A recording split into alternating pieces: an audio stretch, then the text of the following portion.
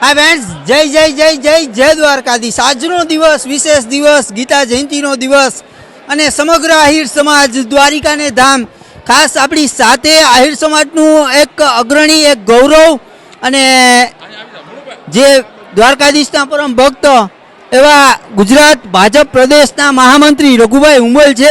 રઘુભાઈ, ખાસ જ્યારે દ્વારકાની વાત, શરૂઆત આહિર સમાજની સમગ્ર પ્રથમ જ્યારે પાટીલ સાહેબ જે ગુજરાતના પ્રમુખ બન્યા ત્યારે દ્વારકા એક ભવ્ય મહાઆયોજન જે આપના હસ્તક હતું અને ખાસ પાછું આવું જ આયોજન દ્વારકાને ધામ વિશેષ રેકોર્ડ, શું કહેશો?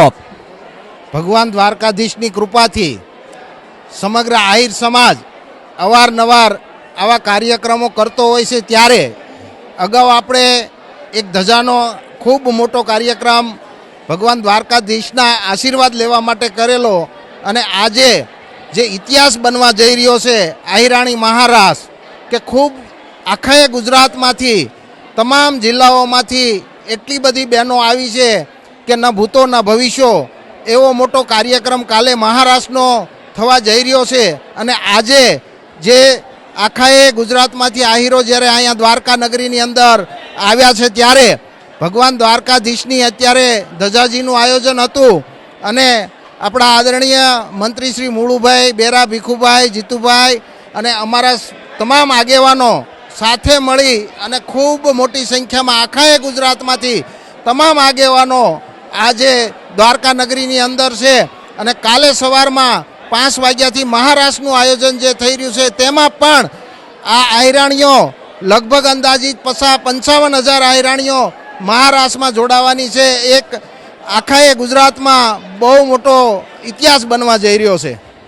રઘુભાઈ, ખાસ કરીને વાત કરવામાં આવે તો ગુજરાતમાં તો આપનું નામ ગુંજતું જ હતું, હવે ખાસ જે દિલ્હીમાં પણ ગુંજવા લાગ્યું છે અને દ્વારકાધીશના ધામે છો, રાજનીતિની શરૂઆત દ્વારકાને દ્વાર, સમગ્ર આહિર સમાજ, શું કહેશો આપ?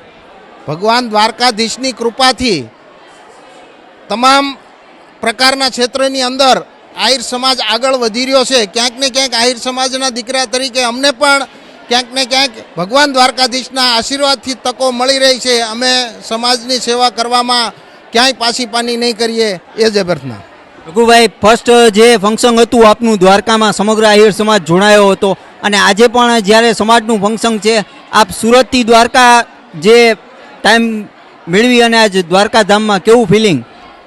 દ્વારકાની અંદર આખું સુરત આજે દ્વારકાની અંદર છે અને સુરતની લગભગ 1500થી 2000 બહેનો 40થી 45 બસો દ્વારા આજે દ્વારકાની અંદર આવ્યા છે. અને ભગવાન દ્વારકાધીશના સાનિધ્યમાં જ્યારે મહારાષ્ટ્ર થવા જઈ રહ્યો હોય ને એટલી બધી આહિરાણીઓ જ્યારે આજ મહારાષ્ટ્રમાં જોડાવા માટે જ્યારે અહીંયા આવી હોય ત્યારે આખું એક વાતાવરણ જ્યારે ગોકુળિયું ગામ બની ગયું હોય અને એટલા બધા આહિરો અહીંયા હાજર હોય ત્યારે ભગવાન દ્વારકાધીશની ખુદની હાજરી હોય એવું આજ વાતાવરણ લાગી રહ્યું છે.